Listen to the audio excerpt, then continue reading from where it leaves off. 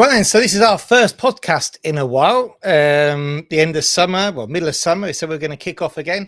And this podcast I've had lots of requests for this, and you wouldn't believe it. And the quest is how to bring a parrot to Spain. So if you're moving to Spain, how on earth do you bring a parrot or a protected bird or something along those lines? I have no clue at all.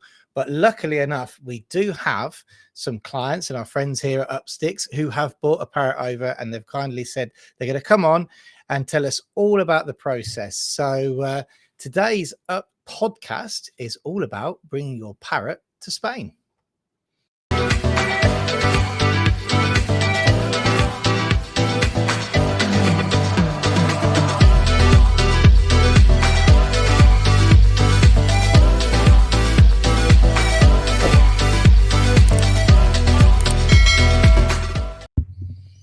Okay, then, right. Well, we're going to bring in Zoe in a minute, who's going to tell us all about bringing a parrot to Spain. But don't forget that if you are watching this on YouTube, you can also listen to it on Spotify.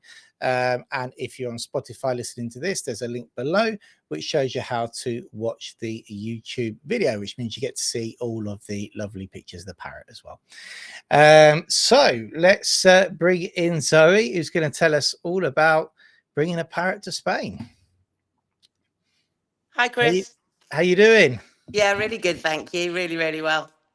So tell me now. So first of all, before we get started, what's your parrot called? I keep calling it's George. He's in the background. George. Let's talk to George about George. I just can't just say the parrot all the time, can we? No. But before we start, just to give a bit of background information. So you're in the lovely town of Algarenejo. Yeah, we are. We love it. Yeah, it's amazing. Out in the campo, middle of nowhere. It's heaven. Fantastic. And that's in the province of Granada. That's right. Yeah, that's right. Yeah, it's wonderful. Absolutely love it. We've been living here since middle of February, early February. Absolutely can't believe it. It's just totally different way of life. Couldn't be happier. So yeah, Is it made up. that long already? It only seems Yeah, 5 it is. minutes Yeah, it's gone really quick. Yeah. Wow. Yeah, totally different world, but we wouldn't change it for the world. It's amazing. Couldn't imagine living back in the UK at all anymore. Fantastic. And you've got a place there. Did you have remind me, you had your place before you got the visa, didn't you?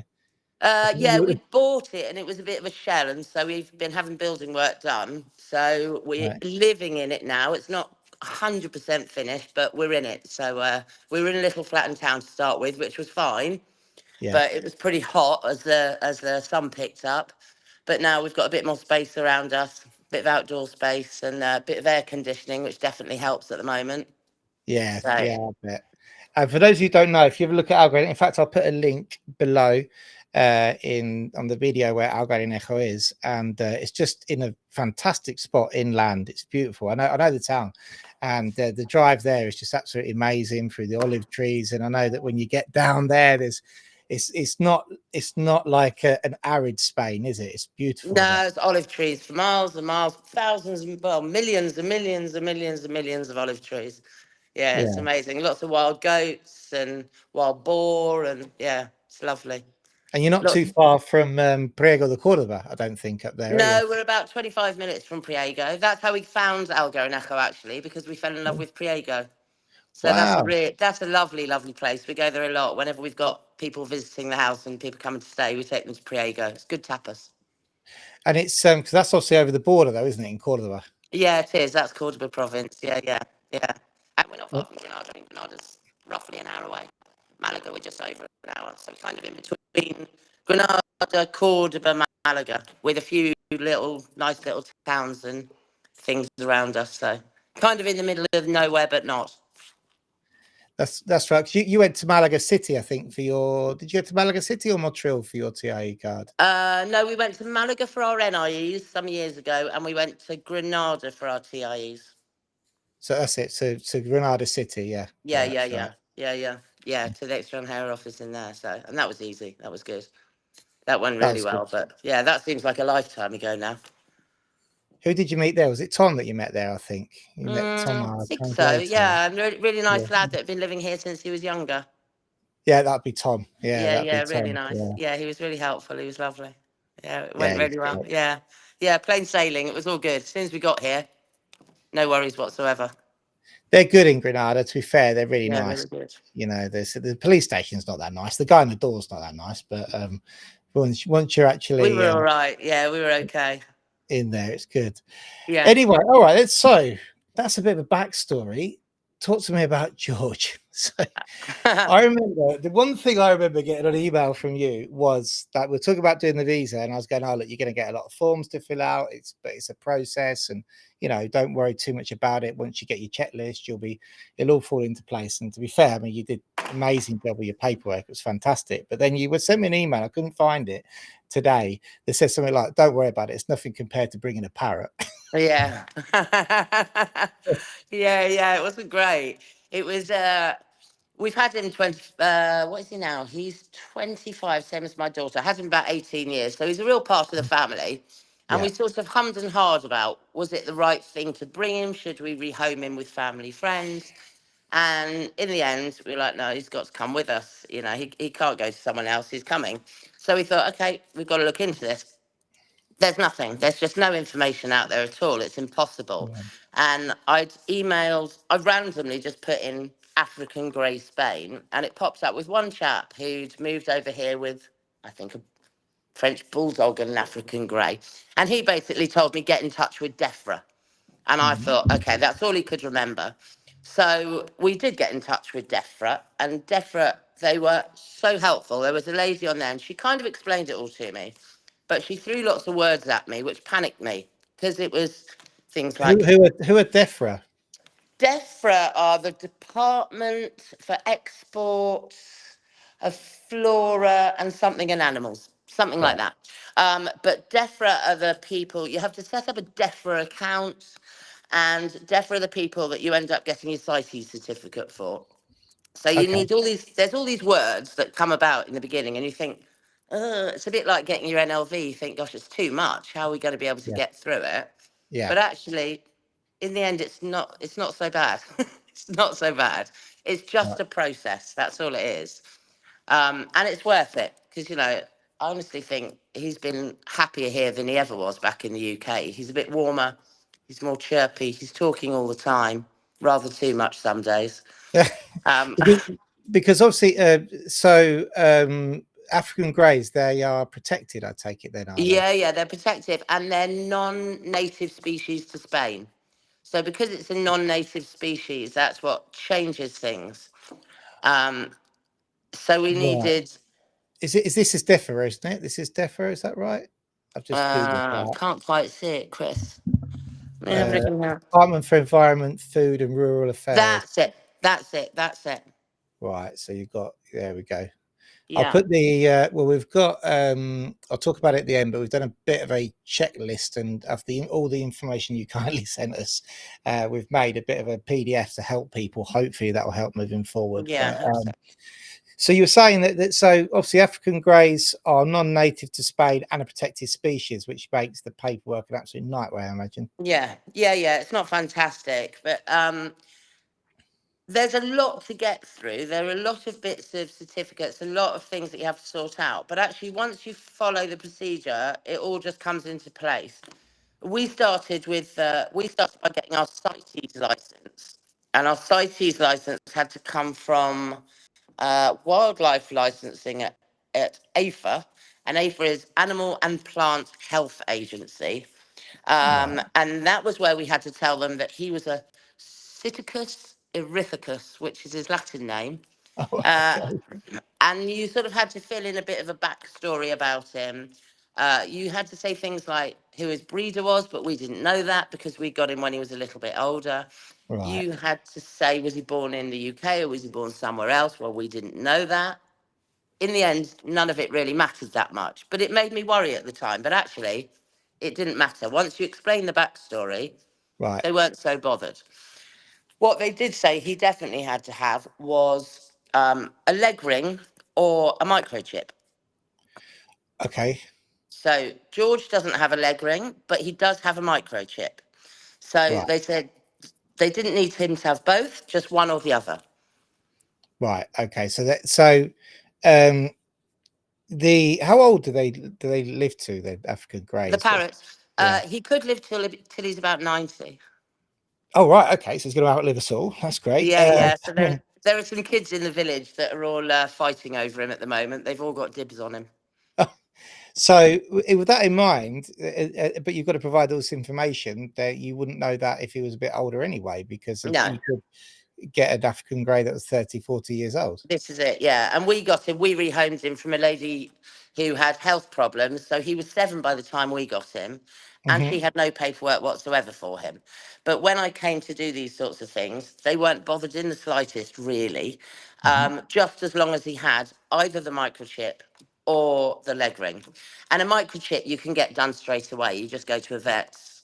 Well, Yeah. a vet that specialises in birds mostly. It's quite hard to find a vet for parrots. People will know that.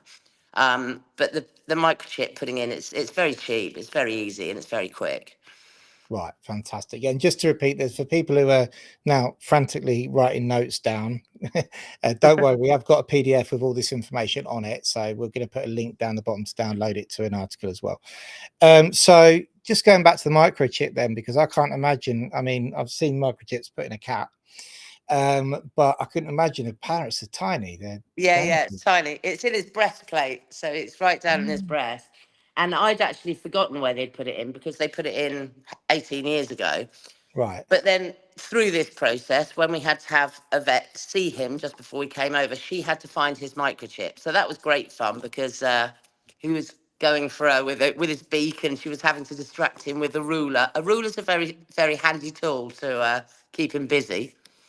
Yeah, Okay. so finding the microchip again was a little bit tricky, but if you know where it is, that definitely helps. Right, so they just scan the microchip. So I've just stuck a Yeah. photo up there of George as well. Hopefully you can see it. So you've got the microchip. You've been to CITES. What was next? Yeah, we've got the microchip. We already had that, so that wasn't any problem. We applied for the CITES license, and the CITES certificate, they say it can take up to 4 weeks to come. Well, ours actually took longer than 4 weeks, and by that time, we'd sold our house. And because it's a government document, Yeah. they didn't send it in the redirected post because redirected post won't get forwarded if it's government paperwork. Oh, So okay. we were waiting and waiting for our CITES certificate, thinking it was going to be redirected. And just a couple of weeks before we were due to move, realised there's a problem here. And then we got back in touch with DEFRA, and she said, yeah, we sent it to the house that you've sold. But I sort of remember this. Obviously, we're focusing on the NLV, but I yeah, sort of remember having a conversation with you because at that point we would have been close to appointments and stuff like that. I think, wouldn't we? yeah. And I sort of remember that. I was looking for my notes, and there was like a can't remember the exact date now, but there was definitely problems with the Parrot note. Yeah. There were lots of problems with the Parrot, but it wasn't a big deal because we phoned them. So Mhm. actually, when you phone DEFRA direct, they are really helpful. So they just changed our address, reissued it, and we just paid them a small fee to get it sent out next day delivery.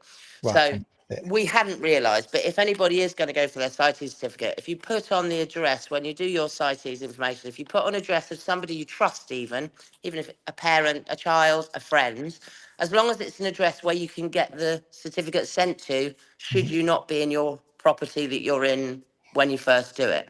Right, okay, yeah. So Because that's without the CITES certificate, you can't go ahead. nothing's happening. No.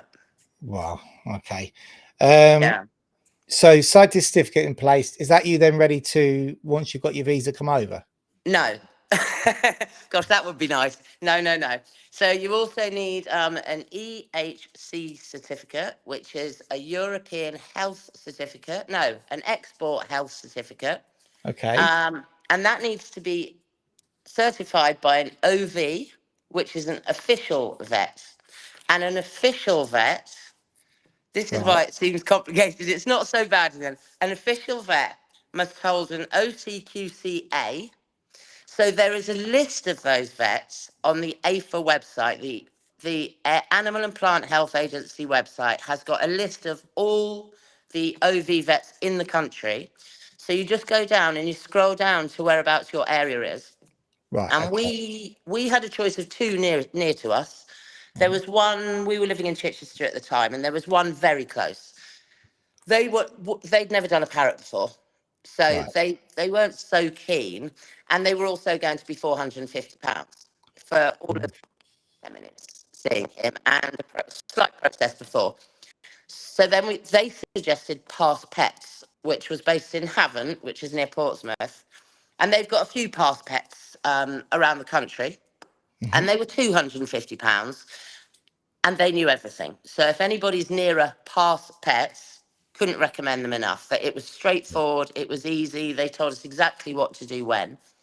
Fantastic. So we agreed everything with them. What was that called? Past Pets. Past Pets, PASS Pets.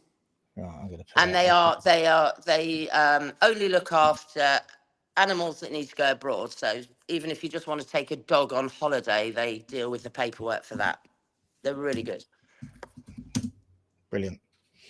Yeah, so we applied for the EHC certificate through APHA, and because we'd chosen Past Pets, then the AFA sends the certificate to Past Pets so that it's ready, and it's got all his documents on. It's got his microchip number, it's got our address, it's got which country we're going to arrive in. So we had to say which country we're going to first. We went to France first. Right.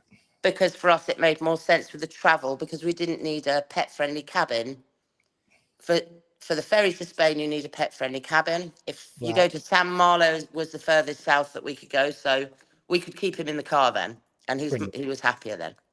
Fabulous. So you have to put in there, France is your first point of entry. So the vet had all that paperwork and that certificate. And then she just fills in the very final bit once she's checked that his microchip is his microchip, that he looks healthy and he's looking healthy enough to be able to travel so far. Right. And it was really simple. They were brilliant in there. So yeah, I would definitely recommend Past Pets if anyone is near enough to one. The one at Havant, if people are travelling by ferry, the one at Havant is probably only half an hour from Portsmouth ferries. Oh, okay. So, and you can get it done. You can get it done there, yeah, with them, and they can do the whole lot. It wouldn't matter where you are in the country. They require you to have obviously the microchip. They require you to apply for the EHC and get that sent to them and put their details on. And then at least 4 weeks before you're going to go, they need you to do. George had to be in quarantine. And it sounds like he's got to be in a terrible place, quarantine, but it's not. It's just wherever you're staying, they want you to send a weekly video showing that he's not with any other birds, he's not mixing with wild birds. I think it's all about bird flu, pretty much. Oh, okay. So it's they allow you to I think this is the Past Pets website that I've just seen. Yeah. They've got great reviews as well. So that's they're good. Fantastic. Yeah, we couldn't rave about them all. They're really, really good. Really good. And, Made it very simple. To self quarantine, then you're the one that's doing the. Yeah. So we'd moved out of the house that we owned because it's sold, and then we'd gone down to a house at the beach, and we were renting a house down there for a bit until the visas came through. So it wasn't our home, but it didn't matter as long as he was somewhere and he wasn't around wild birds. They weren't like, I thought at first they were going to be checking up on him and coming to see that he's healthy and all this. No, it was just once a week, a few seconds of clip, like, 4 or 5 seconds, just to say, George, you're right, mate. And they could see that he was alive, he was happy, and he wasn't around any other birds. Perfect. Well, that's good. That's nice to know. Yeah, so that was all right. So it's that when we first thought, oh, he's going into quarantine, we thought, oh, God, it's going to be at the vets for 4 weeks. It's going to cost a fortune, but it's not like that at all. It's really straightforward.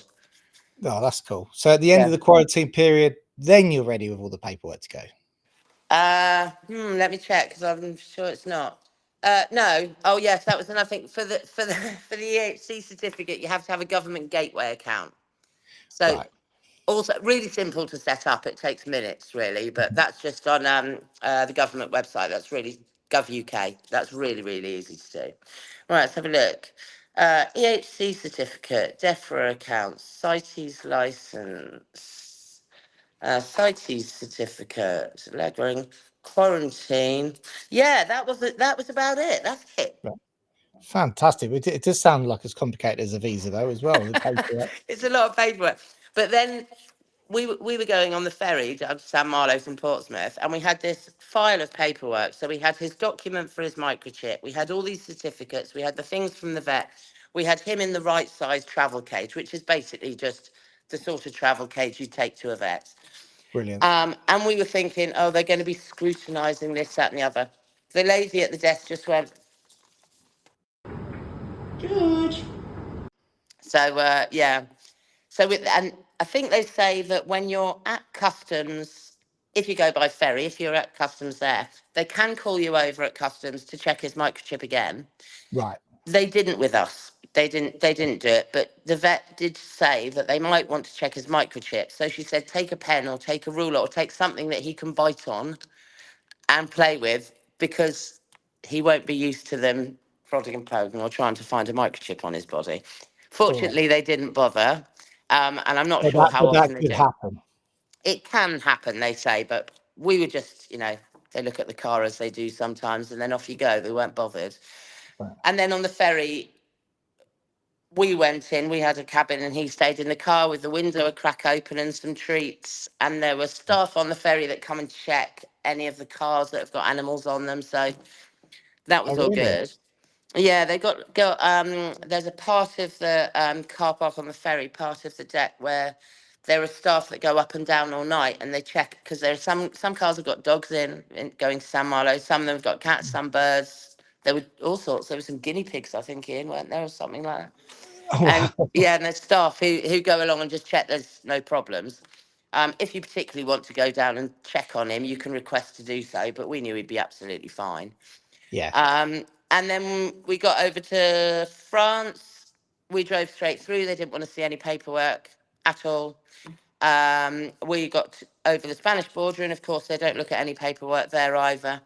Yeah. So basically, all that paperwork and all those certificates and all that chaos was literally just to show a lady at the ticket booth at the ferry Wow. terminal. But without it, we would have, yeah, we didn't want to be in a situation where he was turned away and we couldn't go. So it just had to be done. But Yeah. Yeah. in the end, it wasn't as bad as we thought it was going to be, because we had this nice lady at DEFRA explain to us the process. And she was so good. Every time we phoned back with a query, she would answer it. Every time I emailed, they responded really quickly. I don't know if they're quite a small department, because maybe it's a department that just deals with export of parrots. I'm not sure, but they were really on the ball. They were really, really good. So yeah, it was it was well worth it. It was well worth it. But I could have done with having something like this and a Oh, list like you've put together, because there's just nothing. And actually, once you go through the process, as long as you've got your government gateway account, as long as you've opened a DEFRA account, which you just do online, it's very straightforward. And as long as you've got an address that you can rely on, then everything's plain sailing. and I've just got here a video that you sent me. I'm going to play the video now. It's going to cut us off, but just wanted to show. George.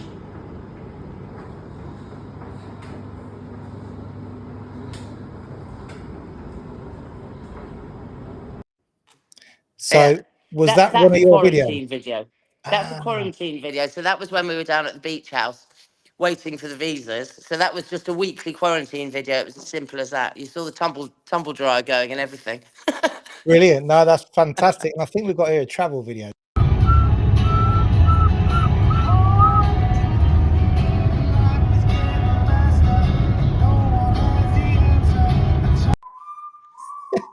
That set him off now. He was like that pretty much the whole way from San Marlo all the way to Bilbao, where we stayed with friends, and then all the way down to Algarenejo. So I absolutely loved it. So it was, so I said, no travel. No, I've just got one more video I'm going to put on that you sent me.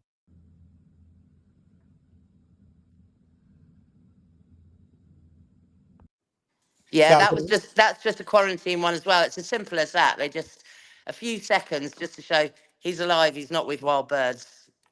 Wow. He's there, and that's all it had to be, just to show that he. I think it is to show that they're not coming in with bird flu. Yeah, yeah, probably. I think probably that. And in terms of then, obviously, because I mean, a lot of our clients' demographic is NLV.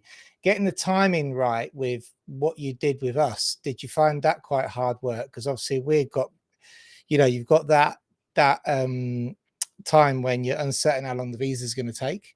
Yeah, and then you've got paperwork, which then you've got a certain amount of time to get to Spain, and then you've got paperwork which could expire for George, and then you I mean, as you're saying about, okay, you might, somebody might chance their arm, not go through the paperwork and try and get over the border, but just you can't do that if you've invested so much. Well, selling a house, getting a visa, moving to Spain, you wouldn't leave anything to chance. Yeah, it's just not worth risking it, is it? When you've gone through all of that, and the dream is to be here living, it's just not worth risking it.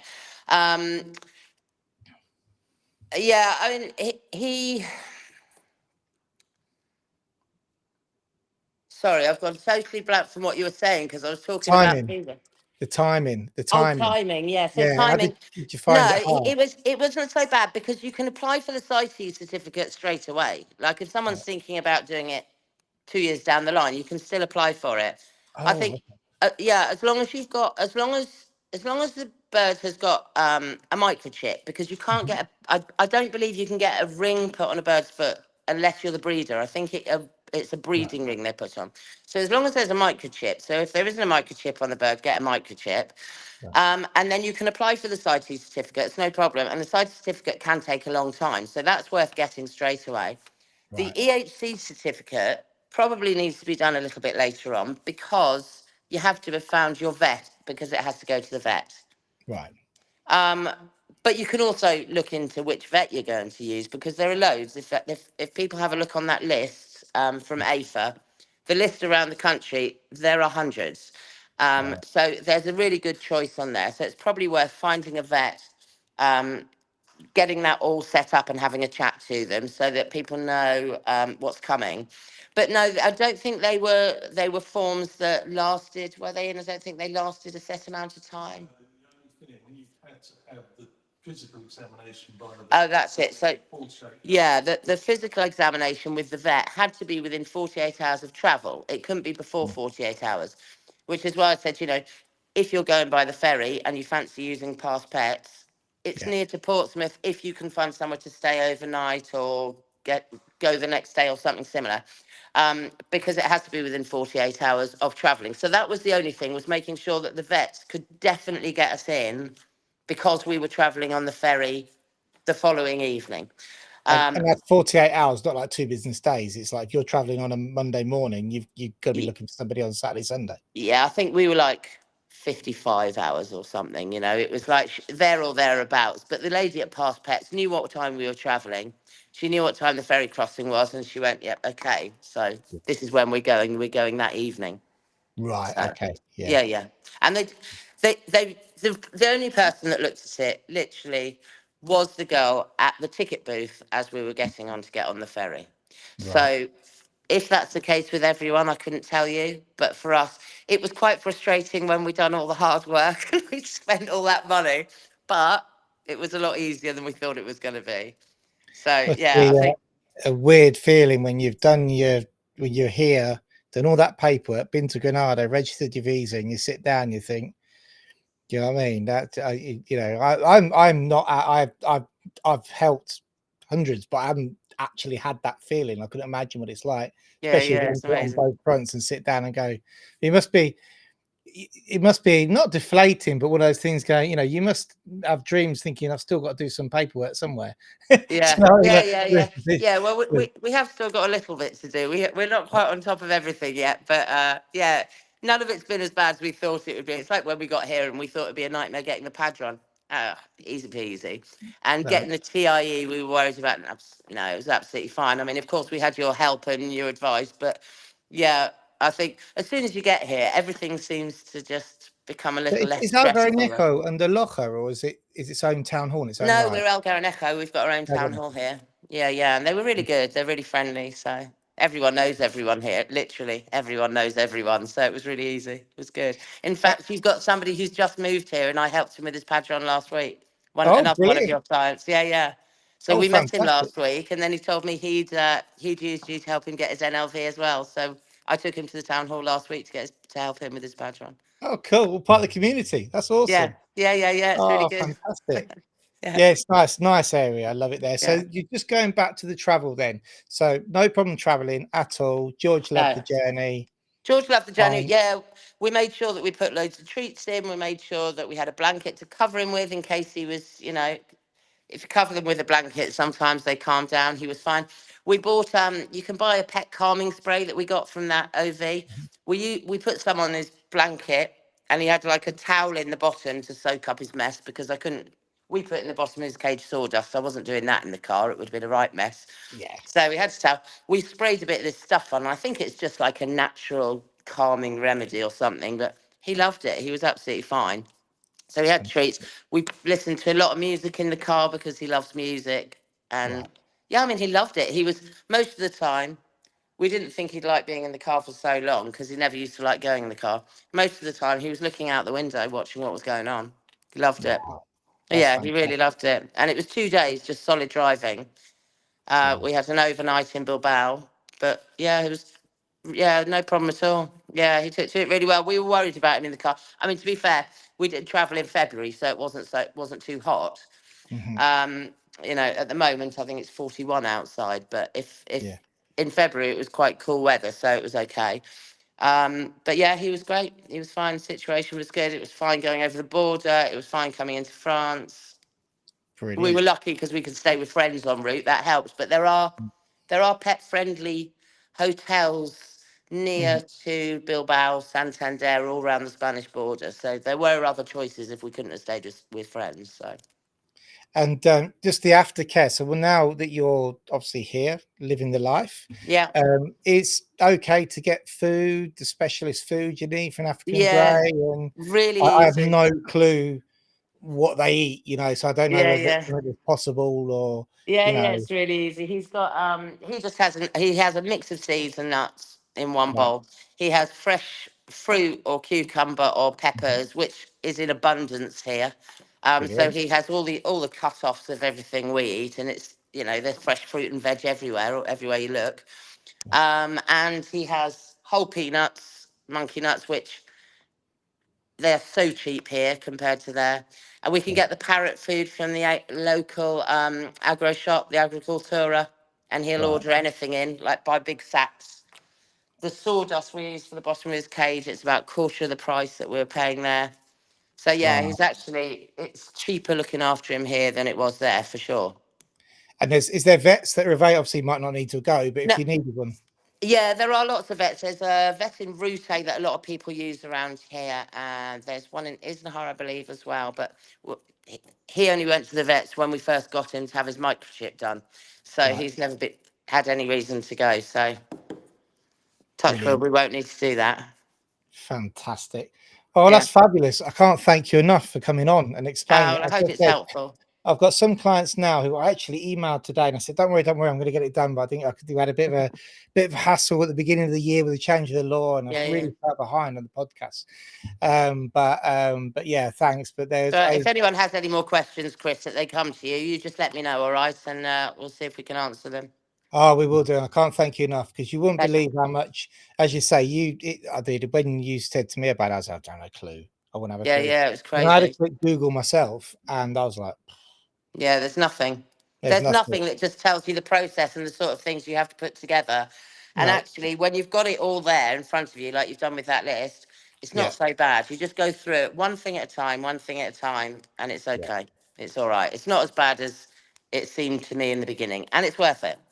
yeah, brilliant. Yeah, Yeah, exactly. it's And worth he's it. having the best life as well at Yeah, the he's moment. loving it. Yeah, and Yeah, everyone here loves it because they don't have African greys over here. They have the little no, songbirds. So they yeah, all think it's amazing. They're all whistling to him and chatting away in Spanish, and he loves it. brilliant. He'll be Yeah, it's retiring good. there way after us. Yeah, he will, lucky boy. At 90 years old. Yeah. Oh, that's amazing. Well, I can't thank you enough for coming on Pleasure, Chris. and Thank help you for with everything you've everybody. done. And say hi to Ian for me as well. I think Yeah. he's there in the background. Yeah, So he is. Yeah, he is. He's a yeah, very, tell very him I good. said hi. And Yeah. hopefully one day I might get up to Algarve Necker. Hope so. That'd And be lovely to see you. Hope so. I did get very close a couple of about a month ago, we were in Ventoros, the San Oh Jose, yeah, okay, yeah, that's just down the road. Yeah. just down the road for a bautismo. My friend's kid Oh, had not bautismo, comunion. yeah, When yeah, they, yeah. yeah, Couple of nice little bars there for tapas. Good. we were in a bar called Bar Tokyo. Yeah, I know it, on the corner. Yeah, yeah. Yeah, just had a couple of tapas there before the comunion, and then it was Nice. straight down to the one of the abades, which is where they do the events, you know, Yeah, yeah, and yeah, yeah. Brilliant. on the Yeah, motorway. So it was yeah, fun, but it was warm then. yeah, But that was a month ago. yeah, yeah. Communion season. Yeah, communion season. That was it. Crazy. And I'm looking. I didn't get away with wearing shorts. I said I'm wearing shorts, and they can't wear shorts to communion. I am. I'm Yeah, wearing shorts. yeah. I'm at least going to get changed.